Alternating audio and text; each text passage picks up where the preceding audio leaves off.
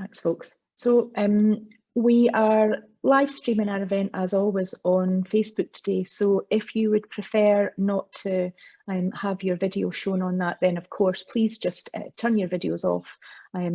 For those of you that are in our event live with us today, if you could just keep yourself on mute while we're doing our presentations and we're talking through the live report today, and then there'll be a chance at the end. I'll come back on and we'll have questions and a chance to just kind of talk through some of the results we've seen. If you are watching this live with us on Facebook, then please use the comments in the chat in there and we will pick that up and just make sure that between our two audiences we're gathering everybody and gathering all the content. So that's, I guess, a little bit of housekeeping from us, but thank you so much, as always, to everybody that's taken the time to grab their cup of coffee and join us for our live Chamber Economic Indicator event. I can't believe, actually, that this is now our fourth event like this, and it's been a really, really interesting journey. Those of you that have been on this before will have heard me talk about the work that I was really lucky to have done years and years and years ago, not that long ago, poor Shona, with Dr Shona Dobbie, to give her our Sunday name, when we both worked at Alliance Trust PLC, and the kind of the value that Shona and the research that she could bring was just hugely beneficial to a big organisation that needed that kind of information and data. And what's brilliant is that Shona now does that work with local and national and other companies that are keen to kind of get her support. So having somebody that's got that huge expertise was always a draw when the Chamber was looking to develop the work that we do with our surveys and the economic work that we do on behalf of businesses. The Chamber has taken part in this economic indicator work for a long, long time, and part of the wider networks that we're involved with, the Scottish Chambers of Commerce and the British Chambers of Commerce, have been publishing and gathering this data for a long, long time.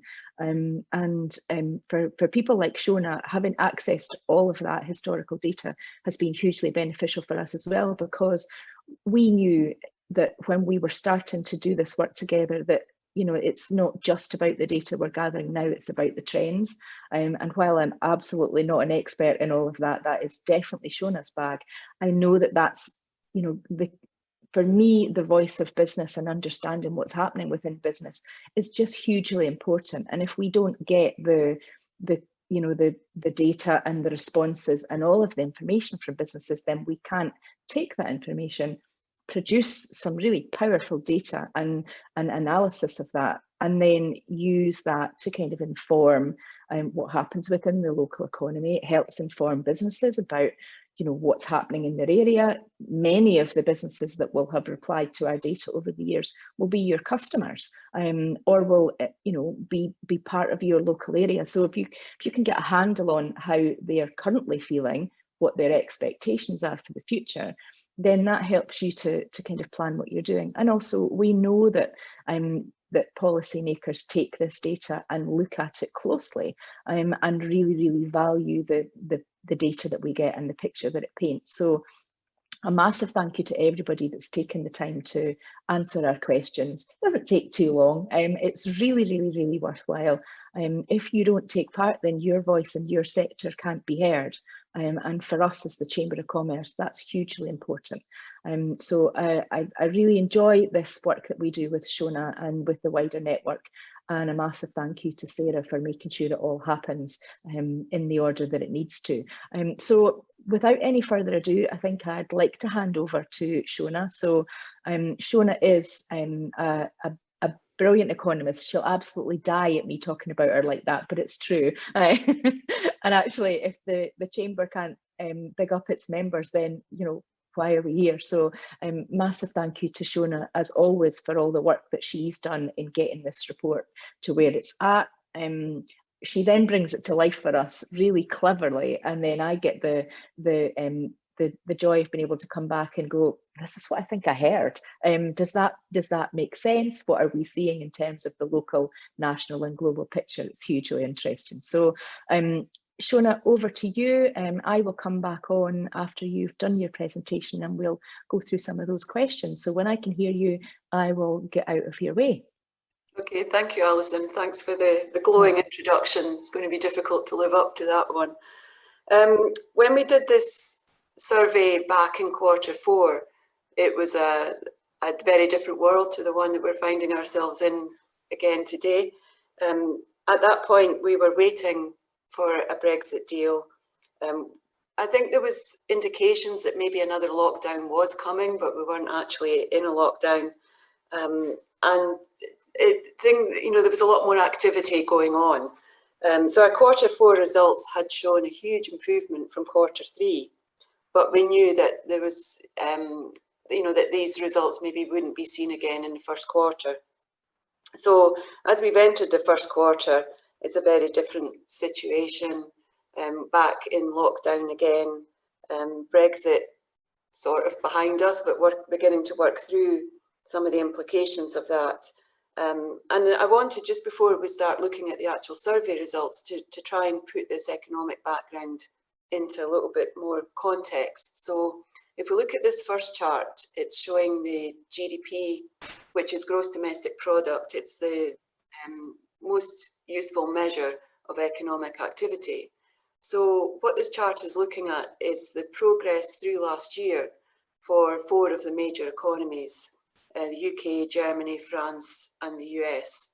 So for each country, we're looking at GDP growth in Q1, Q2, Q3, and Q4. And you can see the different patterns that emerged.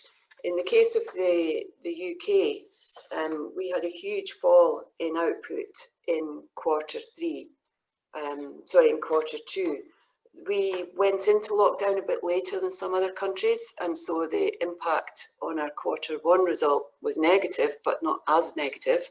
So if you look at France, for instance, they saw a much bigger fall in the first quarter, but then we took a lot of pain in Q2. Good recovery in Q3, but not enough to make up for the plunge in Q2, and much more muted activity in Q4. And you can see that Germany did a bit better than us last year. They weren't as affected by the pandemic. It seems to be maybe a different story now. France was hit hard, but they had as I say, a sort of slightly different pattern, with more of the pain being taken a bit earlier. And then we have the US, which had a different type of policy approach, more regional in basis, and overall did best last year. If we add up all of these quarterly performances, it tells us that the UK economy fell by 8% overall during last year. Germany fell by 4%, France by 5%, and the US by just 2.5%. So, as I say, the best performance there coming from the US. With hindsight, I should have added China onto this chart. But I do have the numbers for China here. So they had a huge fall in the first quarter, very draconian lockdown, and their economy fell by 6.8%. But then, since then, they've seen consistent growth. So growth of 3.2% in Q2, then 4.9%, and then finishing the year with 6.5%. So overall, their economy has actually grown by 7.5% last year. Just an amazing performance. Helped, of course, by the fact that, everybody's scrambling to buy PPE, etc., and China was able to take advantage of that by being the main supplier. So it just shows you how the same pandemic can have a very different impact on different economies, largely due to policy, but sometimes due to the structure of the economy too. I mean, our economy does rely quite heavily on the sort of face-to-face type services, which is the sector that was hit hardest by the pandemic and the rules which had to follow in order to try and cope with that. So, as I say, just wanted to try and put it into some kind of context. Where we are now in Q1, another lockdown, but it's our second one, so we've got a little bit more experience of this. But definitely poor sentiment, given what we've come through economically, And also given the fact that we were in a second lockdown, that despite all this economic pain, the incidence of COVID and the death rate didn't seem to be coming down considerably. But we've got the big hope on the horizon of the vaccination programme, and the fact that that does give us some hope of returning to some form of normality in the not too distant future. So that's the background to our report. What I want to do now is start looking at some of the actual results that we got. So this chart is showing you the key results from the survey. And it was disappointing when you compare it with the Q4 analysis, but understandable when you think about the situation that we're in with lockdown, etc. So revenue, orders, and cash flow had all been positive in Q4, but they've now turned negative. And profitability had been negative, -8, but it fell to -45, quite a plunge there. And online sales fell by the same amount, had been -8 and fell to -45, purely coincidence that profitability and online sales have exactly the same numbers. The online sales one confused me a bit because I couldn't understand initially why online sales would be so negative during a lockdown. So I started to dig into the sectoral impact, and what came across was that retail online sales were fairly consistent. We were getting reports that they hadn't changed, so that was encouraging. Business services and manufacturing had actually seen an increase in online sales, and the deterioration came mostly in the hospitality and tourism sectors, but also in healthcare and oil and gas. So it made much more sense being able to interpret the results with the fact that, you know, tourism and hospitality, which rely to quite a large extent on online sales, were seeing obviously very little activity during this quarter. So that sort of put those results into a bit of context. What's encouraging in this chart is the sort of the far right of the chart. So if we look at investment, wages and employment. So investment still negative, but it had been -10 last time. It's improved to -3. So that suggests that sentiment's maybe beginning to turn there, and that we could see more firms starting to invest cautiously for the future. And also encouraging to see employment improving. Again, still negative. It had been -11. It's improved to -5. We'd like to see it positive, but it is encouraging that it's at least moving towards that territory. And those of you who joined into the last presentation will maybe remember that employment was the variable I was most concerned about. Still am, but these results do give a little bit of comfort that maybe the hit to employment won't be as bad as we had anticipated at the start of the process. So I think another positive here is the wages result. It's telling us that on balance, companies have raised wages. These results are showing what we call a net balance. And the way we calculate that is by taking the proportion of companies who are telling us that things have deteriorated, taking that away from the proportion of companies who've told us that things have improved. And so it's giving us a sort of net direction. So if we had 50% of companies saying that conditions have improved and 50% saying that they've deteriorated, the net balance would be 0. So it would be indicating no change overall. Likewise, if we had 10% saying they've improved, 10% saying they've deteriorated, and 80% saying things have stayed the same, the net balance would also be 0. Again, telling us that overall it's consistent with no change.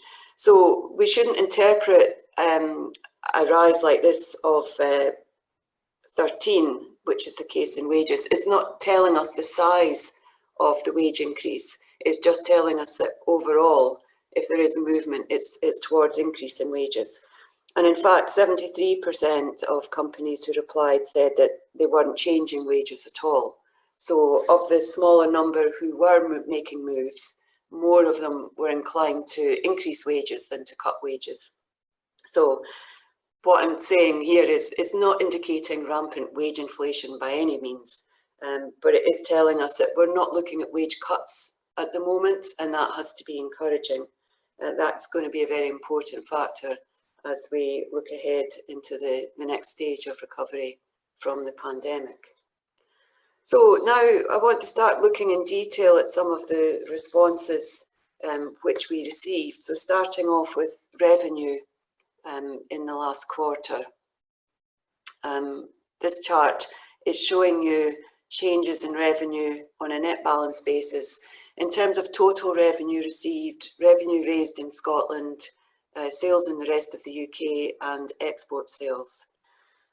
And looking at this report overall, it is a soft report. There's no getting away from that. If you look at the net balance table, they're all negative, and last time they were all positive. So obviously there's been a deterioration. We're saying that only 52% of local businesses have reported that total revenue has increased or remained constant. Last time that figure was 72%. So it looks like a considerable deterioration. However, when you then step back and think, okay, but we were in lockdown, maybe this result isn't so bad. Is it maybe actually quite a success that in lockdown more than half of firms have managed to stop their revenues from falling? And I went back to compare where we were a year ago in the first lockdown, so in the second quarter of last year, and the equivalent figure was only 33%. So suddenly then 52 doesn't look quite as bad.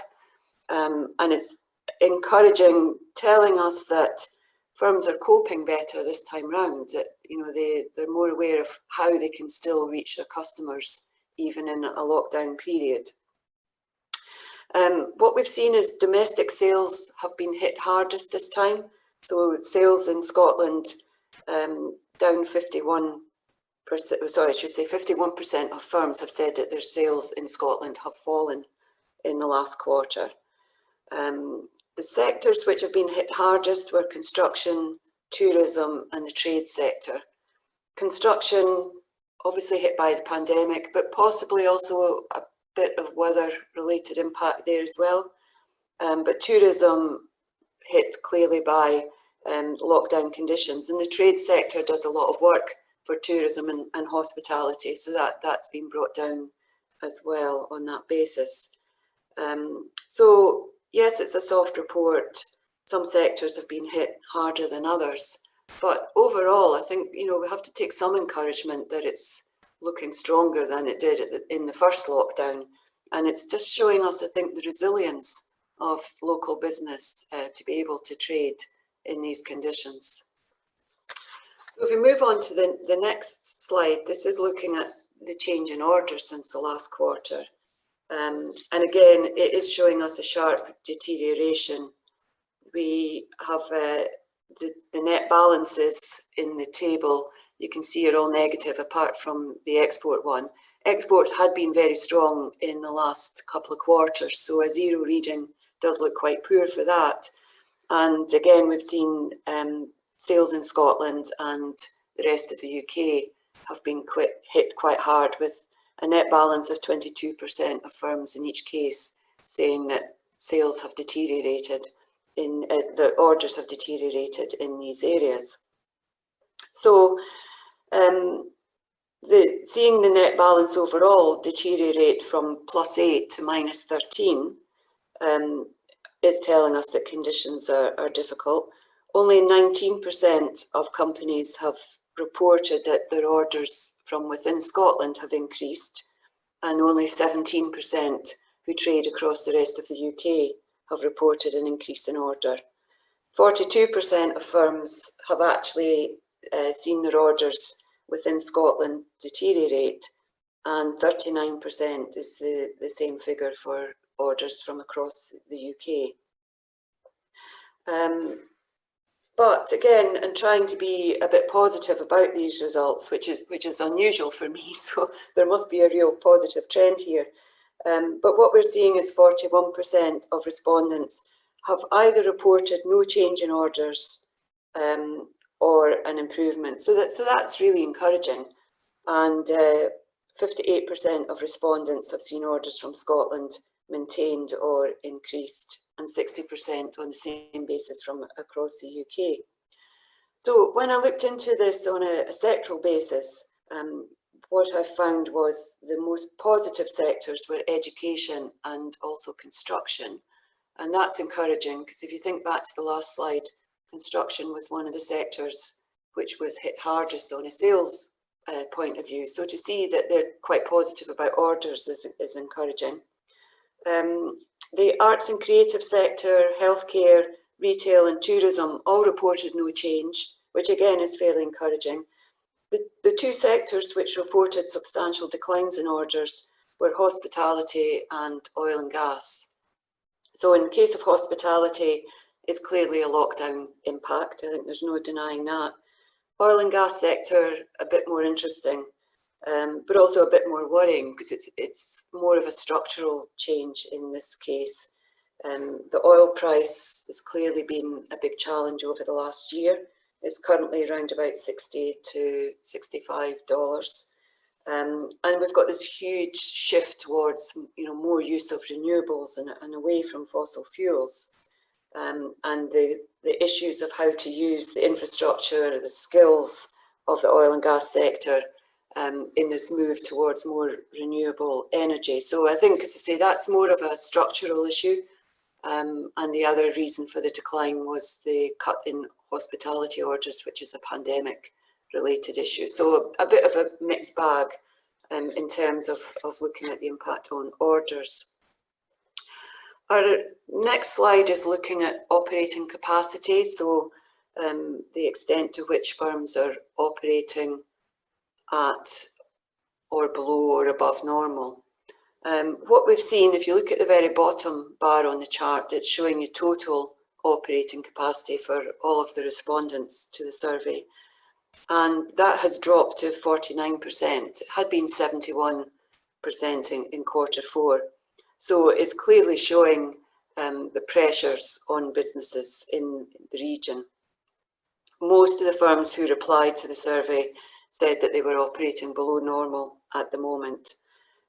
Sectors which are doing okay, miscellaneous, unfortunately, because it's classified as miscellaneous, I can't actually say which sector these companies are in. But the next highest one is healthcare, which has been reporting an operating capacity of 90%, which is fairly high. This had been a lot lower in the first lockdown. So it's showing that dentists, physiotherapists, chiropodists, etc., found ways of working around a lot of the regulations and are managing to see more clients and generate more business this time round. Another sector which is doing well is finance and insurance. Here, 65% is the operating capacity that's been reported. For this sector, it's easier to work at home. A lot of the work is computer-based, so not so many changes having to be made. Manufacturing, 64% operating capacity, which is really encouraging. And it's on the back of a lot of changes that have had to be made to workshops and production facilities. But again, it highlights the resilience of companies in these sectors. And then the sectors which are doing poorest at the moment are really the face-to-face service type sectors. Education reporting just 5% operating capacity. A lot of this business seems to be business training and doing business related workshops, etc. So a lot of that's on hold still, which helps to explain the very low capacity number. Hospitality, just 10%, and that had risen up to 35% in the third quarter when we were sort of bouncing back last summer. So obviously disappointing, but understandable to see that that's way back down again during lockdown to just 10%, and tourism down at 15%. So the results obviously making sense given the restrictions that we're working under, but we do hope to see operating capacity be a lot higher when we next come to look at these results in the second quarter. And I think it will be encouraging if we can see some improvement there. What I want to do now is just sort of pause slightly and have a look at the labour market in the UK. So this next slide is looking at market vacancies. The reason I want to do that is, as I said at the start, employment was the variable which I was most concerned about last time, still am. I think the way that this recovery takes shape is going to be determined almost exclusively by what's happening in the labour market. And so employment is still a huge issue. So before we look at our own survey results, I just wanted to put the labour market into context. So since February of last year, since the start of the pandemic, the number of employees on payrolls has dropped by nearly 700,000 people. Most of those falls came at the start in the early months of last year. So we're just seeing a sort of trickle effect now. And 60% of the falls in payrolls were for the under 25s. So that's the group that's really been hit hardest. We've now got to the point where the unemployment rate is still rising, but it's not rising too quickly at the moment, thanks to the furlough schemes, etc. So it's currently at 5%. It had been at 3.9 before the pandemic hit in February last year. The thing about labour market data is it tends to be backward looking. So, I mean, we would call it a lagging indicator. So it more tells you where you've been rather than where you're going. So that's why I'm looking here in this slide at labour market vacancies, because of all the ways of measuring labour market performance, this is one of the more forward-looking numbers that we can see. And what this chart is telling us is that vacancies fell by 27% over the year to February. But if you look back at the financial crisis, so sort of the 2008 to 2011-12, you can see that there was another hit then. It was a slower decline, and then it lasted longer. What we've seen this time round is vacancies falling off a precipice, a really sharp decline, but then a decent recovery after that, as companies found ways of working around restrictions. So, you know, we'd seen the huge drop in vacancies. The drop is about 63% overall, but it's currently only around 25% of a decline from the peak. So as I say, that's encouraging. The little bit to worry about though, and what I want to be looking at over the next few months is, you can see it's just beginning to turn over again. So the reading is indicating that we could see some signs of vacancies beginning to roll over. That would be due to further restrictions, some sectors in particular, hospitality and tourism and so on, not actually advertising at the moment for new staff. So there's a bit of a wait and see with this. It's certainly encouraging to see that vacancies have improved, but we can't sort of be fully optimistic about this and to say, I think this is the most important aspect of how we come out of this. The furlough scheme has clearly helped, and it will help businesses when we emerge, insofar as you don't have to rehire employees, you don't have to retrain, etc. A lot of employees have kept their skills through this pandemic. So there is a lot of advantages to the furlough scheme. The danger is going to be that some people won't make it back from furlough into employment, and that's going to be determined by the amount of demand that we see as we come out of this. And that's something we can talk about later, and the extent to which households and companies are going to be willing to spend and able to spend as we emerge from this, or the extent to which they'll still be very precautionary, and that will have a big impact on the way out of this.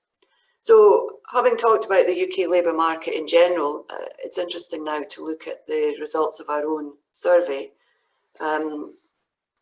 What we've seen here is reduced employment numbers in the first quarter, so tying in very much with what we're seeing across the UK as a whole.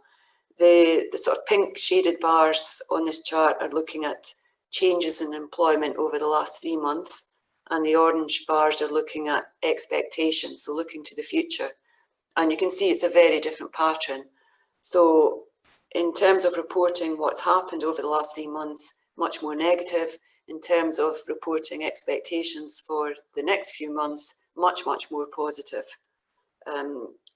The sectors which reduced employment over the last 3 months were hospitality, oil and gas, retail, tourism and trades. Tourism and trades in particular. So again, on a net balance basis, it was 100%. So all the firms saying that they were cutting back or had cut back on employment.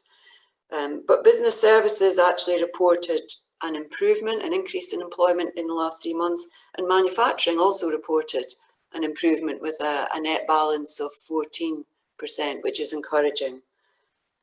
If we turn to basically look at the right-hand side of the chart showing the positive net balances, and this is looking at expectations by and large, much more optimistic. So there is no sector with negative expectations. So that has to be a good thing. Every sector is either reporting zero, which would be no change, or a positive net balance. And it's really encouraging to see tourism and trade sectors being the most positive. So possibly a bit of catch up there, having had to let people go, now keen to and seeing themselves rehiring over the next few months. And those sectors are followed by finance and insurance, retail and hospitality. So again, and in particular in the case of retail and hospitality, encouraging to see that businesses seem to be looking forward with a bit of optimism as to what's going to happen. So we have to take that as being good news. So it's looking more positive than last time, even when we look at expectations. So last time the net balance on this reading was 22, and this time you can see from the bar at the very bottom of the chart, it's just slightly higher, it's 25. But I think that is particularly encouraging, given that, you know, this reading's been achieved in the middle of another lockdown situation. So I do feel, I'm still worried about employment, but I do feel a little less worried than I was before, and take quite a bit of comfort from these survey results. Another way of gauging expectations is to ask about business optimism, and that's what this next chart is looking at. And again, it's done on a similar basis. So we're asking firms to interpret how optimistic they are compared to how they felt 3 months ago in Q4, and compared to how they felt a year ago. And in the last few surveys that we've done, there's been a clear sign that firms were much less optimistic than they had been a year ago. But this is the first time where we're seeing more of a mixed balance on that. So the fact that, you know, a year ago we were moving into lockdown situation for the first time, quite a few businesses are now saying they now feel more optimistic than they did pre-pandemic. So that is encouraging. So, but overall, as I say, the results are slightly less confident than 3 months ago. What we're seeing is that some sectors are more confident. So looking at the purple bars, you can see the art sector, education, retail and trades are saying that they're actually more confident than they were three months ago. But construction, hospitality, oil and gas, clearly less confident than 3 months ago. So that's still a concern. Construction, I'm interpreting that again as being partly lockdown, partly weather related. Hospitality, largely lockdown related, and the oil and gas sector, unfortunately, structurally related decline there. If we look at the pink bars, which are telling us how optimism has changed compared to the last year, as I say, this is much more optimistic than we have seen in recent surveys. Over the last 12 months, though, tourism, hospitality, trades have suffered the biggest declines, and that's obviously totally understandable. And the sectors which are feeling best are education and retail. Both of those sectors are more confident now about both 3 months ago and a year ago. The sectors which are suffering most, again, it's the same ones, hospitality, oil and gas. They are both feeling less confident than they were 3 months ago and a year ago. So there's a clear split in sectors across the area when we look at this. There's no clear message, and some sectors have been hit harder and still feeling less optimistic, and some firms are beginning to see the light at the end of the tunnel. So as I say, it's a real hodgepodge of results. The reason that people feel optimistic or pessimistic is often largely to do with external situations. So the next couple of charts, I'm just looking at the two key areas which respondents said were of concern at the moment. So the first chart is looking at, well, the question was, are you concerned about taxation? And a large proportion of companies said yes. So this is looking at central government finances with a view to just examining, you know, how likely is it that taxes will have to rise significantly from here. This chart is looking at government receipts on the left hand side, their expenditure in the middle, and then the resulting balance on the right hand side. And what we're seeing is that it's comparing, the blue bar is looking at the situation in the financial year 2019 to 2020, and comparing that in the purple bar with the financial year 2020 to 21, so the one that we're just completing at the moment. And you can see that government receipts fell slightly. They've fallen by 5%. I had actually thought they maybe would have fallen a bit more than that, so it's probably quite encouraging. It's a sign that activity has managed to be maintained to some extent.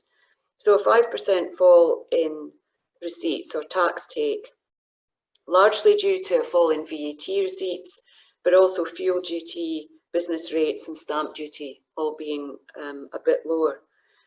The biggest deterioration to government finances has come on the expenditure side. So it's not the fact that they're receiving less tax, it's the fact that they've had to spend so much more. Spending's gone up from 736 billion in the last financial year to 937 billion in this financial year.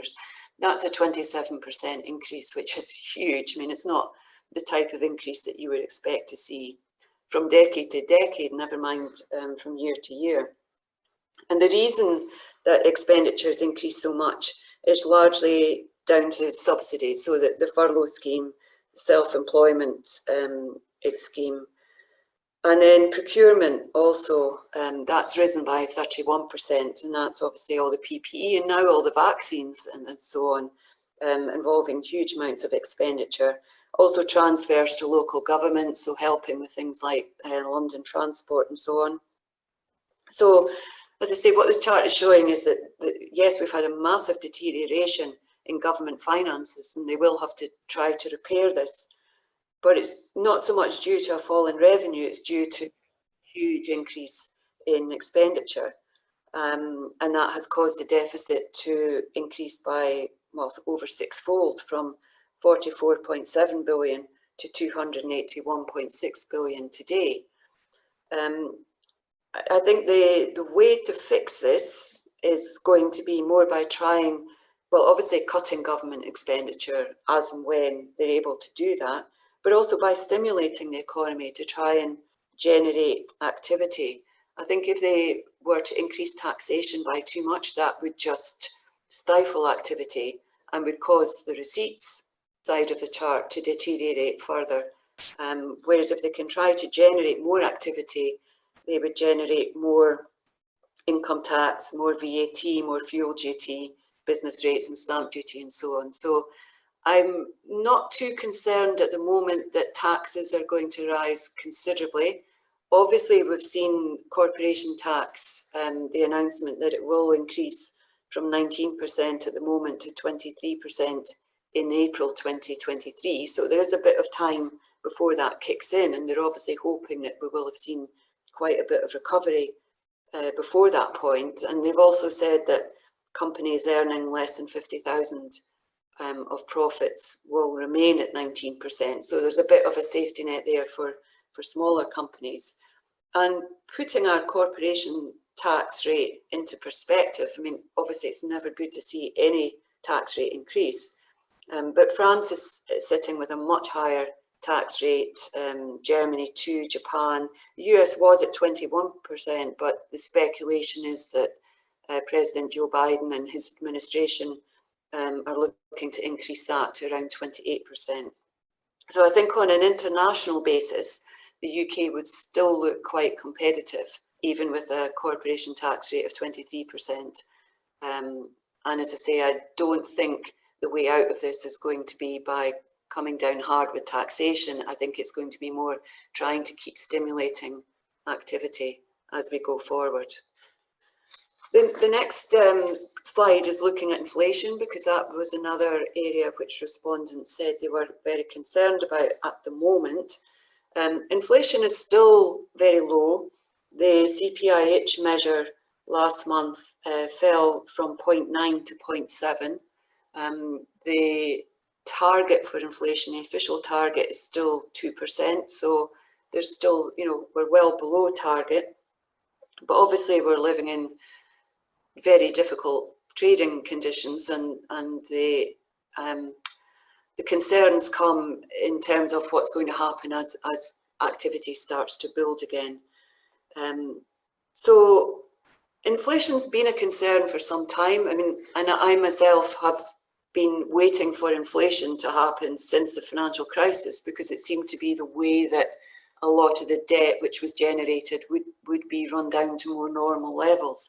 And again, inflation does seem to be the way that we will come out of this. There's been so much debt built up that you do expect in the future that a lot of that debt will be inflated away. But I don't see it as being an imminent issue by any means. If you look at this chart, it's showing you the contributions to the current level of inflation, and you can see that most of the contributions are negative. The largest downward contribution came from clothing and footwear. That's because these prices usually rise in January, so we're usually just coming out of the sale season and moving into the new spring fashion season, and prices are normally increasing. But obviously this time round, seasonal patterns have disappeared, and so we're not seeing the usual discounting and then the usual price increases. There's also been a big fall in recreation and culture. Games, toys and hobby prices fell more this year than last year. I think there had been a bit of stocking up on that, and now we're seeing prices fall back a bit. And also the fact that with the coronavirus restrictions, a lot of the shops which sell these type of retail products have just not been open for trading. Restaurants and hotels, obviously, also a downward force for inflation at the moment. This year, the focus has been very much on takeaway products, so they haven't been able to increase their prices by so much. And in other cases, services just haven't been available. Where we have seen upward contributions, it's largely been housing and household services, so utility prices and so on. And transport, motor fuel prices have increased a bit. So the petrol price has increased to, I think it's about 120 pence at the moment per litre. And diesel's also gone up, whereas this time last year, those prices were falling heavily as we moved into lockdown. So I would say overall, there's not much inflationary pressure, but pressure will build, and it will build even as we go through this year. But in context, I don't see inflation rising above 2% this year, but we could start to move from our very low level of around about 0.7 up to something closer to target. The reason I'm saying that is, first of all, energy prices are rising again, and that does have a knock-on effect through lots of different sectors, because it influences transport prices for goods and services. But also some of the VAT cuts which were made last year to help stimulate some particular sectors are due to come to an end in April. So there will be a bit of a bounce back as prices adjust on the back of that. So yes, we will see inflationary pressures start to build, But in terms of rampant inflation, I certainly don't have much concern at the moment. Where that would come is if we see activity being really strong as we come out of this, lots of spending, lots of activity, which would be encouraging on the demand side, but it would allow prices to rise. And if it then gets into wages, that's when we could start to see more of an inflationary spiral building. So again, a lot of it will come down to the labour market and to what happens to spending as we emerge from the pandemic. So the next few months are definitely going to be interesting from this point of view. But meanwhile, I think we will see inflation start to tick up as we move through the later months of this year. So as we're looking forward, what are companies saying about sales? Well, this next chart is looking at revenue expectations over the next 3 months. And this is really encouraging. There's a clear dichotomy in the survey results between what respondents are saying has happened and what they expect to happen. And that is definitely encouraging. So if you look at the net balance, every single one of them is positive. And that's encouraging. We're saying that 85% of local businesses are expecting sales revenue to increase or remain constant over the next 3 months. So that is encouraging. 47% of firms expect their sales in Scotland to increase, and 43% expect their sales to rise across the rest of the UK. And a large proportion of firms are expecting sales to remain constant. So it's the purple bars which are showing the proportion of firms expecting sales to decrease. And you can see that that's highest in the case of the export sector, possibly partly Brexit related, but also possibly because of restrictions in other countries that are COVID related.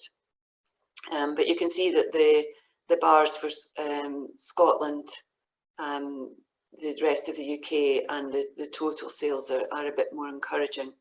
So if we look at the sector basis, as usual, what we're seeing is that the expectations are highest in the arts and creative sector, education, and really importantly, hospitality and trades, which is really encouraging.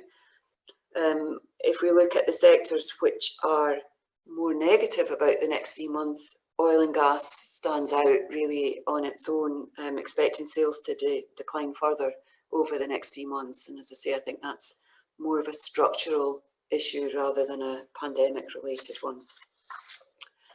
Our next chart is looking at the operational impact of COVID. So, I mean, what these survey results are clearly showing up is that firms have adapted, firms have been really resilient in this area, and they've found ways of coping with lockdown, especially the second time around.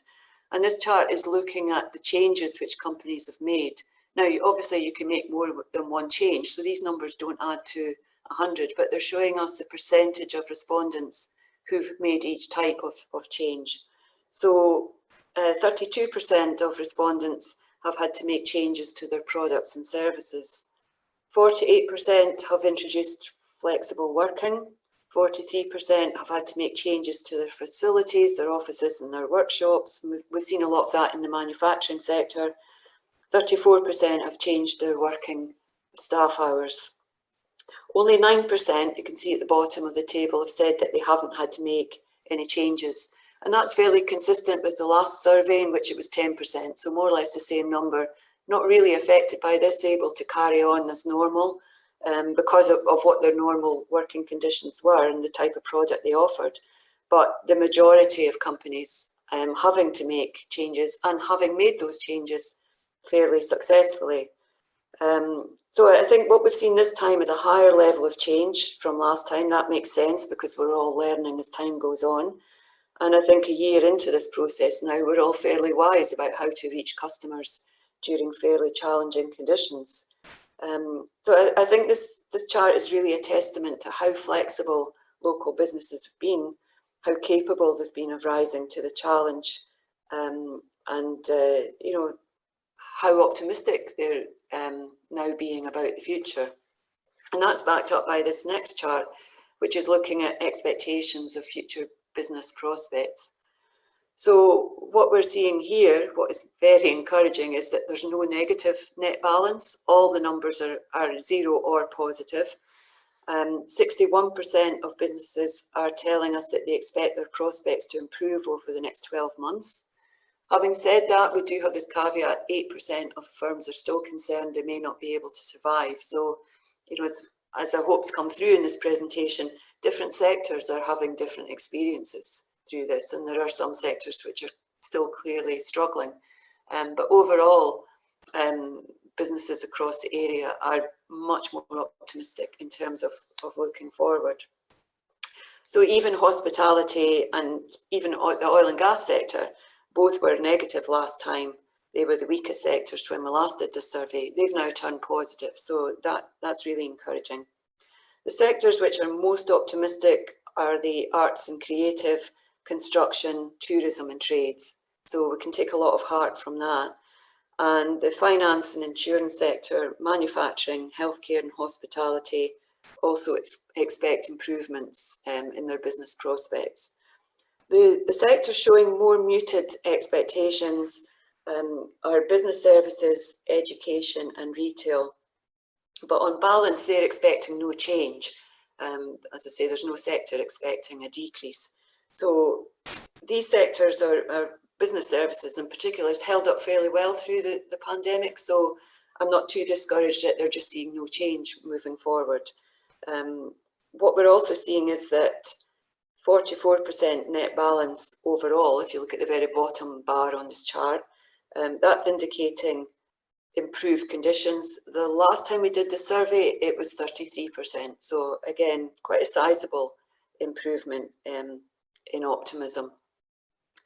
And clearly, I think, this chart is showing us that, yes, there are still some challenges to face. And yes, there could be some challenges and some hurdles that we need to get over along the way.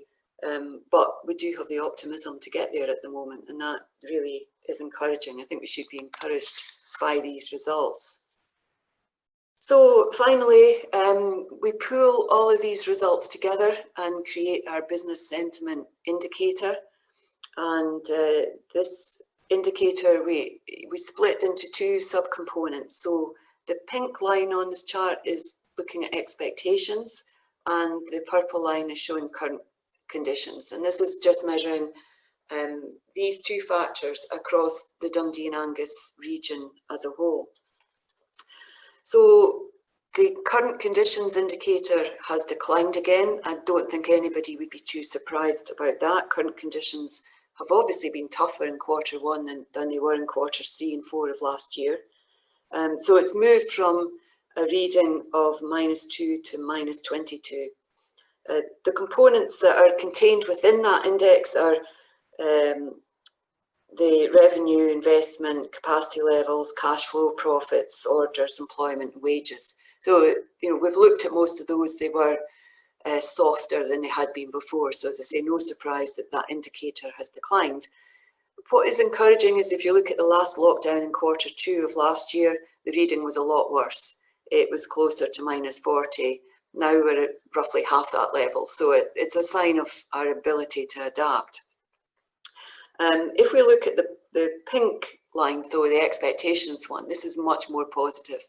So you always want your expectations to be ahead of your current conditions. You want the outlook to be more optimistic, because that will encourage companies to invest and encourages households to go out and spend and so on. So this formation is definitely what we want to see.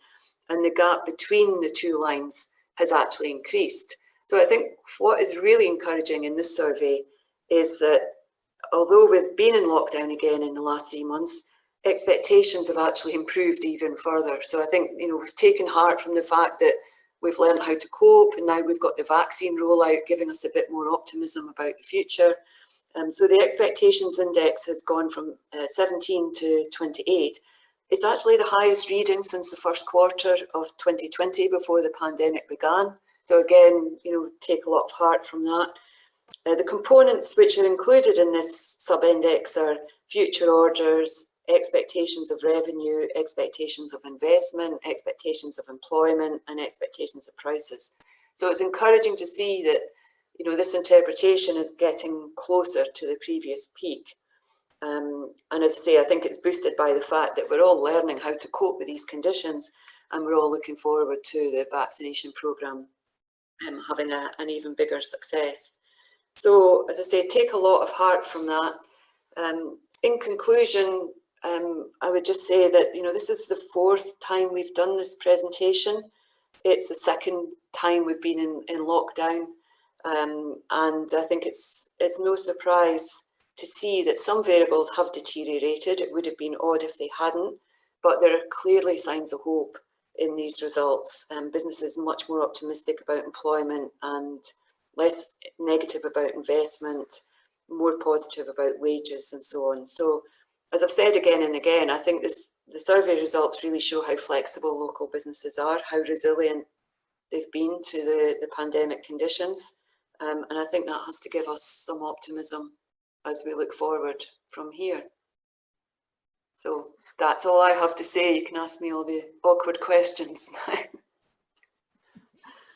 Brilliant. Thank you so much, Shona. As always, it's hugely interesting. I've got a bunch of, I guess, observations and questions, and we've got a couple of questions in the chat. So just to remind everybody that if you do want to ask questions, you can ping them onto our Facebook comments, or you can, if you're with us in the event, you can actually put them into the chat. So Shona, I'll try and group these a little bit, and they may make sense to me, they may not make sense to you. So thinking about the labour market, I mean, there's a lot of information in there, isn't there, and a lot for us to think about. And I was really struck, I think, by the low business education operating capacity.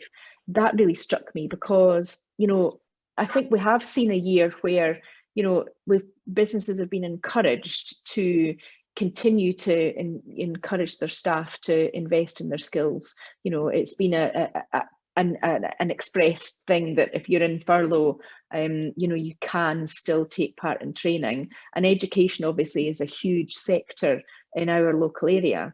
And then there's the other side of that coin, which is, we know that people need to reskill because some of the jobs that existed before just won't be there for people to go back into.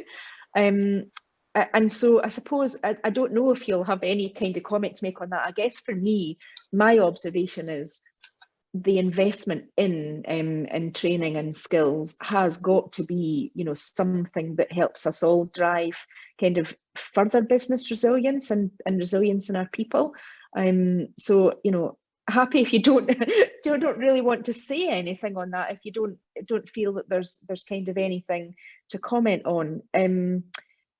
But it does tie into a question I had, which is obviously the furlough scheme has been extended, which is really positive, but it still has its challenges for employers. So the scheme is changing a little bit in the future, and we do hear from employers that the costs, just for employers keeping up with the actual cost of furlough is not easy. So do we have anything in our survey yet that's talking about what people think the future may look like in terms of furlough and support and investment in skills?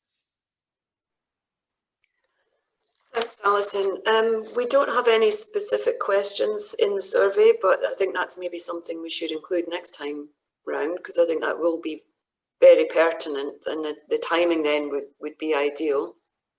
I think what we're seeing in the employment situation is, clearly the furlough scheme has helped, but as you say, it does involve a lot of costs for businesses.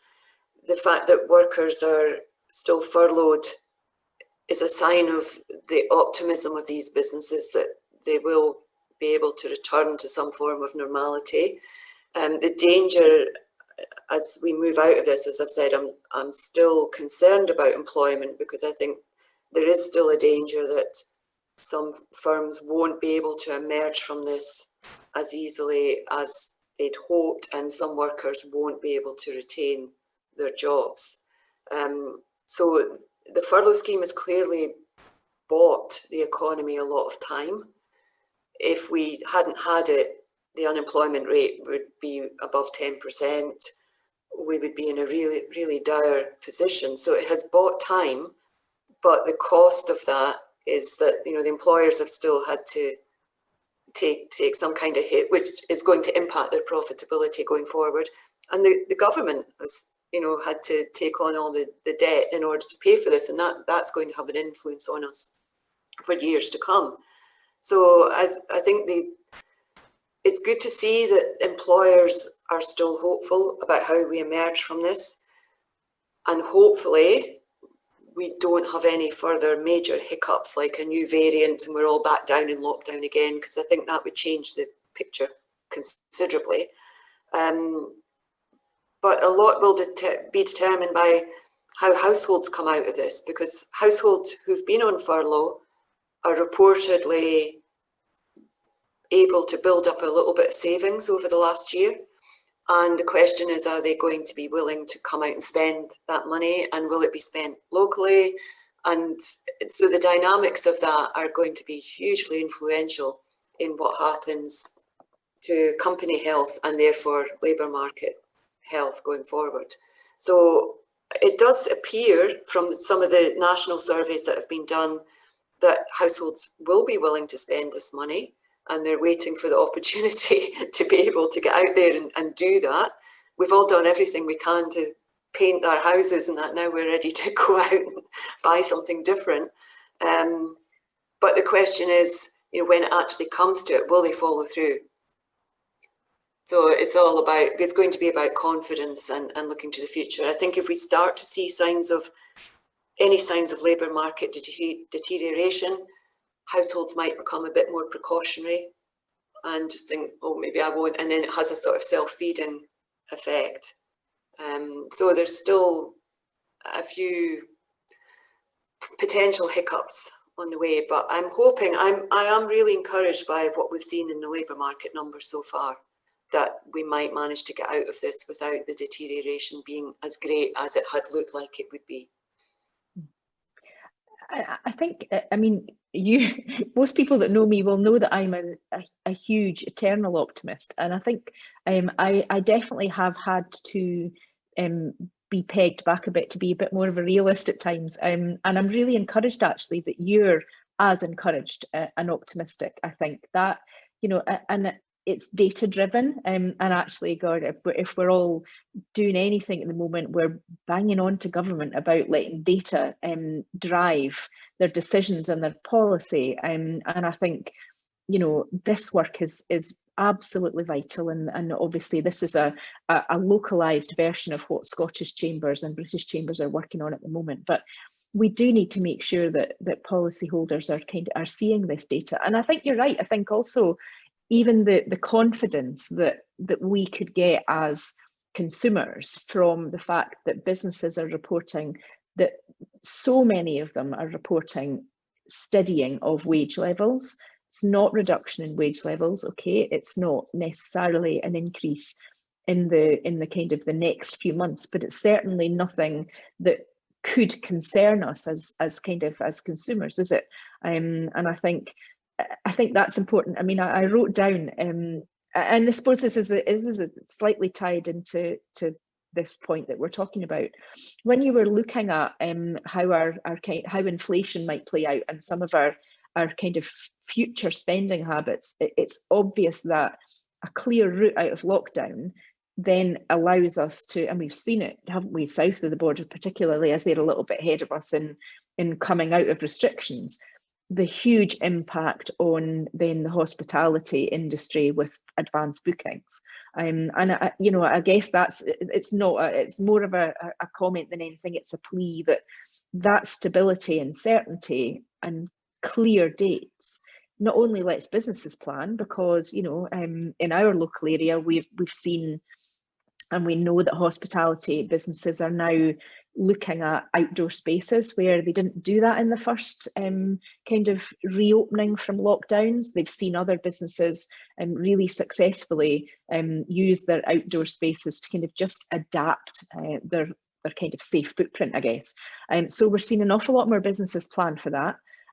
But we're seeing a lot more demand as well. So, you know, I'm losing count of the businesses that are now saying, you know, you can't get booked in May into our premises. You know, we are all really keen to get back out, support our local businesses, see our friends, and just, you know, be able to kind of safely emerge, I guess, from some of these restrictions we've had. But one thing I think, I'm guessing, it may be too early to talk about, but one of the things that we've not spent on much at all is clothing and footwear, and that must be, I guess, a concern to those industries, because that ties very much, I think, into how we're asking businesses about what the future of work would look like, because we've seen already businesses change their way that people work. And you know, I don't think I've been out of trainers for a year, so I'm not sure how I'm going to get back into heels for a start. But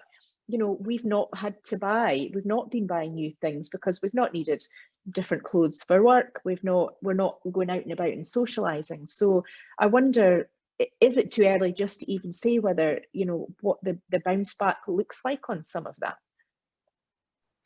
I think it's going to be interesting to see the patterns emerging in terms of our ability to buy, or our wish to buy clothing, footwear, etc. I think we've already seen a lot of the impact of that, in that a lot of the clothing retailers have really struggled, and several have already had to close up shop. Same with department stores, which are often largely clothing driven as well. So I think what we're seeing, what's happened there, is more of a structural shift has come a lot sooner towards the sort of the online business model. So I think that's the type of pattern that we might see emerging, in that, you know, yes, the shape of work might change, and we'll no longer be going into the office 5 days a week, working at home a couple of days, going in a couple of days. And that's going to have a big impact on the need for coffee shops and dry cleaners and all the sort of support businesses that have been city centre based, or you know, close to major working areas in the past. So I think there's, over the next 5-10 years, we're probably going to see a huge amount of structural change. But I think as we emerge from this in the short term, it does seem as if people are looking to support the local community, which I think is a great thing. And yes, we are seeing hairdressers are booked solid for months to come.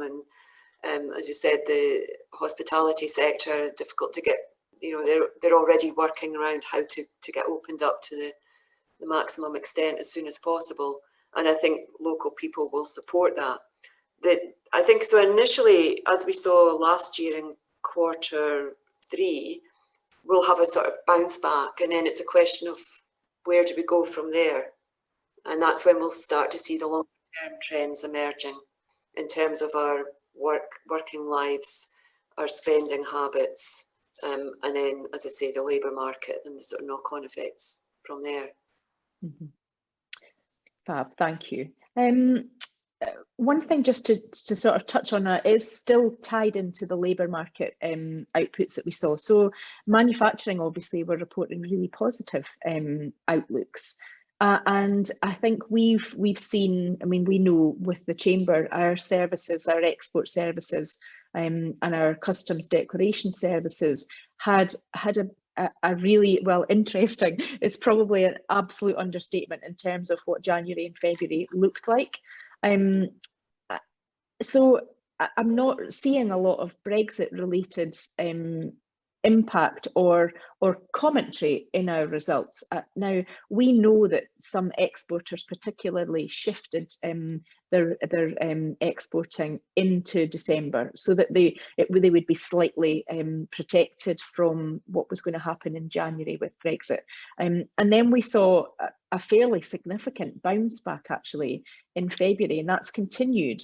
So I guess I suppose my vague question is, has Brexit played out in terms of its impact on the economy, do you think? I would say probably not yet. We saw towards the end of last year, we saw activity seem to be a bit more muted. I think when there was concern about what type of deal are we going to get, are we going to get a deal, and so on. So there was definitely an impact on confidence towards the end of last year. But there was also a lot of stockpiling went on in the fourth quarter. And I think that for that reason, we're still not seeing the full impact as we come into the first quarter.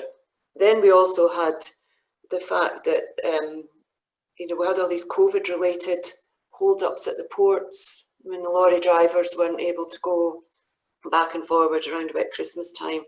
Then we had a bout of bad weather, which again, slowed a lot of the transport of goods and services. And now we've got the fact that, some of our major trading partners are potentially heading into a third wave lockdown situation, which again is having an impact. So we're not able to look at Brexit cleanly at the moment, because we've got all these other COVID-related and weather-related factors messing up the picture. I think what we're seeing so far is it's been an administrative burden on companies. It's been the dealing with the customs, dealing with rules of origin, regulatory checks, the admin costs have all gone up. I think over the longer term, we'll maybe start then to see some of this sort of divergences in regulatory standards, and that's when we might see more of an impact. But for the time being, it hasn't really shown up in the survey as being a major factor. Fab. In terms of global markets and just what's going on, we have got a question. You talked at the very beginning about the GDP and the chart that didn't have China in it. And so we got a question way back as you were talking about that, about what does normal UK GDP look like? And what's China's normal level? Mm-hmm. Okay, we haven't had normal GDP for quite a while, because we've still been recovering from the financial crisis that's taken its toll on the economy. But in the good old days, when nobody wanted to listen to economists because everything was boring, normal growth would have been around about 4%. So 2% real growth and 2% inflation is deemed to be the sort of even keel. If you go above that, then inflation starts to rise, and policymakers tend to get a bit concerned about rampant wage inflation and start to dampen down things. And if you get fall much below that level, then there was worries that growth, that it's become self-feeding and people put off making purchases and so on, and it starts to deteriorate. So as I say, in the old days, 4% was 4% nominal growth, 2% real growth was considered the norm. And the chart that we were looking at was quarter on quarter real growth. So you would probably be seeing something like 1% a quarter. I mean, that's not the way it happened, but that would be roughly 1% a quarter. Whereas you can see from the chart, we've had -19, +16. It's all over the place. But these are not normal times. In terms of China, their normal rate of growth had been around 8%. They've got such a huge population, and in order to keep generating enough jobs to keep everybody in work, they needed to generate around 8% growth. You can't do 8% forever. And China's, it becomes more and more difficult the larger you become. And in recent years, China's started to scale down its target rate of growth to somewhere between 6 and 8%. So what they've achieved last year, 7.5%, is more or less normal, quite good, and absolutely amazing considering that they did this in a pandemic year. So yes, they would be growing probably about 3 times as quickly in real terms as we would. And Germany, France and the US would all be this sort of 4% nominal, 2% real would apply to them as well. Brilliant. I know that, businesses that are already trading globally will really be looking at where are their kind of key markets, won't they? But I think you're right. I think you're highlighting some of these economies that are just actually, either a bit ahead of us in terms of how the things are playing out, or have managed to achieve growth that is is worth going and chasing that in terms of your customer base, isn't it? So it's a really interesting picture. So I have a daft question, which is about inflation. So you said debt will be inflated away. What does that mean? Well, it's the way in which huge debt burdens are usually solved in history. Unfortunately, it's beneficial for anybody who's holding debt, and it's detrimental to savers. So it tends to hit the older population who've got savings in the bank. They tend to be hit, whereas younger people with mortgages, etc., tend to do it a little bit better. I mean, not always the case. I don't want to make, it's not a clear-cut situation, but what tends to happen is that if you've got a debt of £1 million and inflation is 0, the real value of your debt next year is still £1 million. But if inflation is 10%, the real value of your debt has been reduced by 10%. So that's what I mean by inflating debt away. The burden in nominal terms is just as large as it was, but in real terms, in purchasing power terms, it's reduced by inflation. But as I say, it's not a magic cure by any means, because inflation brings its own problems, and it means that as you're helping to reduce the burden on one part of society or one part of the economy, it's another part of the economy that's paying for that. So I don't want to send the message that it's an easy thing and it's a good thing. It just happens to be the way in which debt burdens have been reduced historically. And does that play out to business debt as well? Because we've seen phenomenal numbers of kind of businesses taking on debt, particularly COVID related, for recovery. And there have been, I've heard different opinions on whether businesses have used that as kind of a short-term working capital kind of cash flow measure, or whether they're just all sitting on the money in the bank and they may just pay it back. But it seems, regardless of either of those two things, what businesses haven't done is borrowed to invest, which I suspect government may have been hoping would be a stimulus. So do our numbers tell us, or do we have a kind of a handle on that? Well, I mean, interest rates at the moment are so low that it has to be a good time to borrow if you've got confidence about the future and your ability to be able to repay that debt.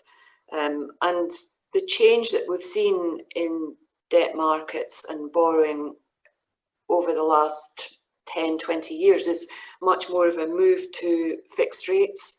So you've got more certainty and you know what you're dealing with and what you'll have to pay back. Whereas in the 80s and so on, we saw like massive increases in interest rates and suddenly companies couldn't repay their debt. So if you've borrowed on a fixed rate basis, at least you have some certainty until that fixed rate has to be altered.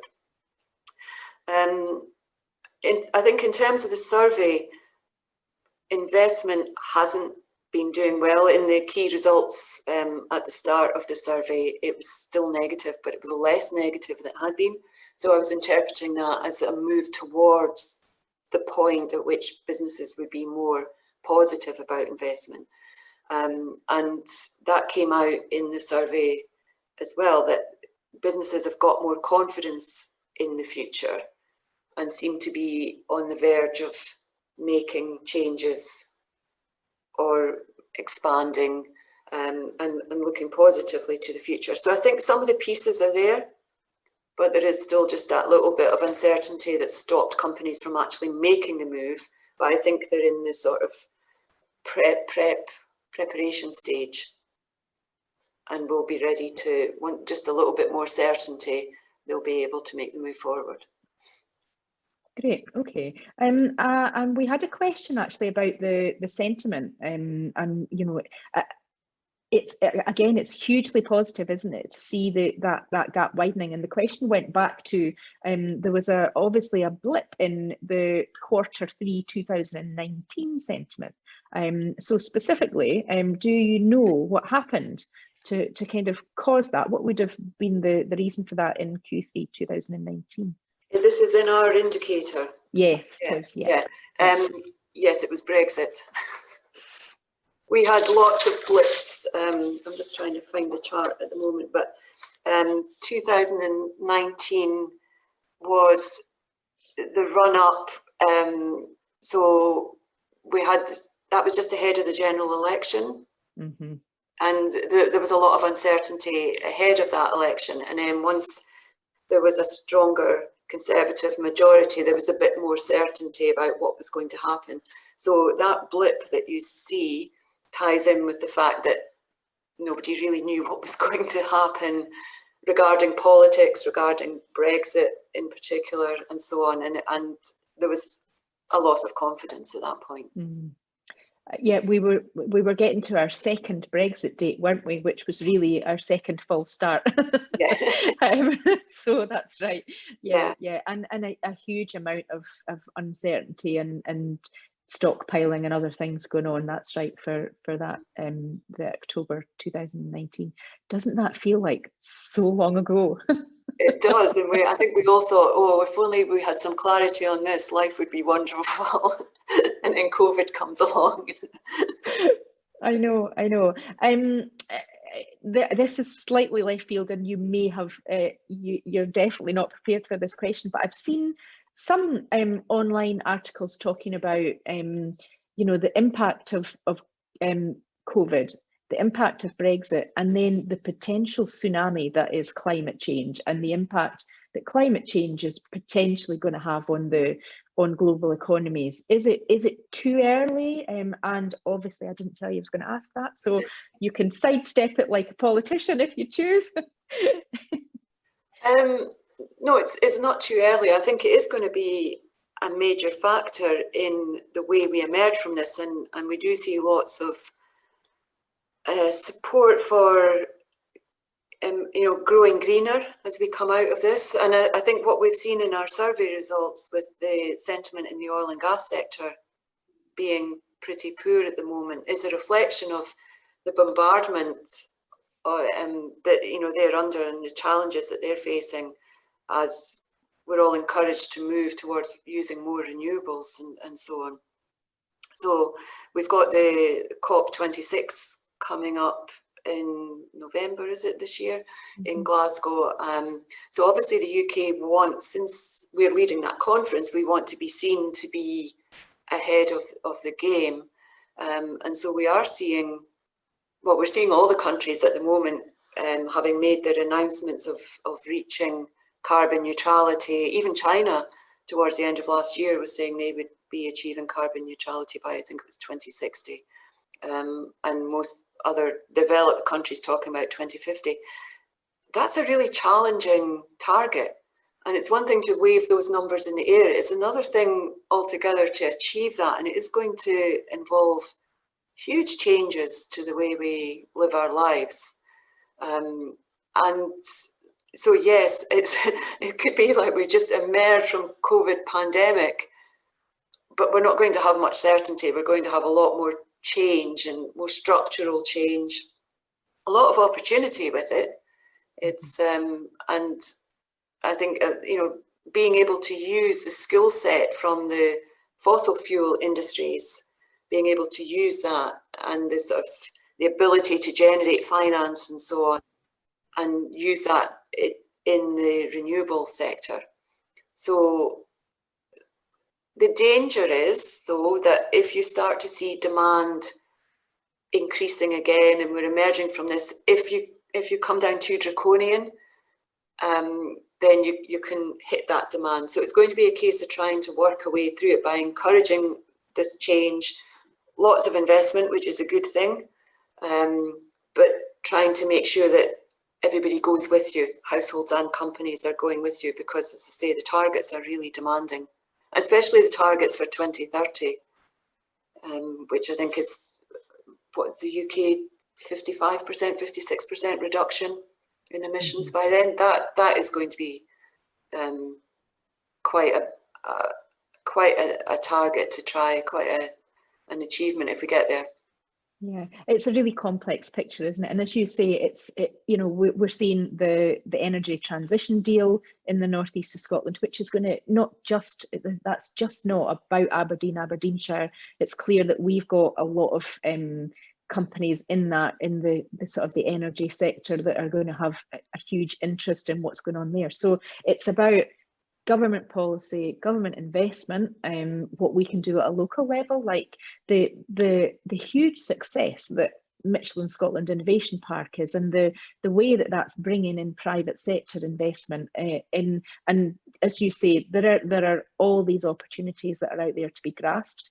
And I think what we have to do is every one of us has got to think about, what does that mean for us and our business? And you know, the Chamber is now buying green energy, if I would call it that. You know, so you know, every one of us can do something. We may travel less and do more remote meetings. I guess that's going to, you know, have a bit of a positive impact. But you're absolutely right. We've all got to kind of look at this and say, you know, we have to play our part, and we have to kind of get involved. And you know, we see the work that the ports in Montrose and Dundee are doing, and the huge opportunities in the supply chain on the renewable energies.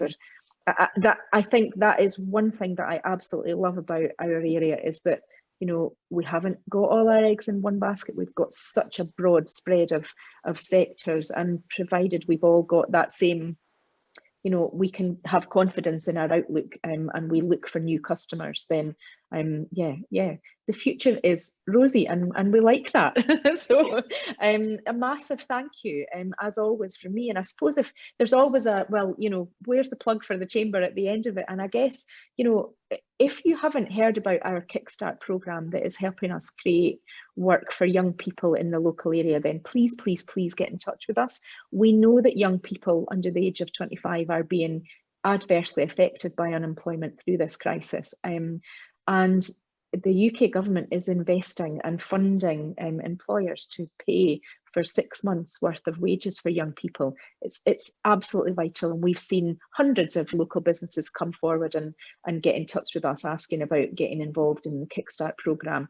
The Chamber has brought on 3 brilliant and bright and amazing young people onto Kickstart placements in the last month, and I would absolutely encourage every single one of you that can do it to please do it.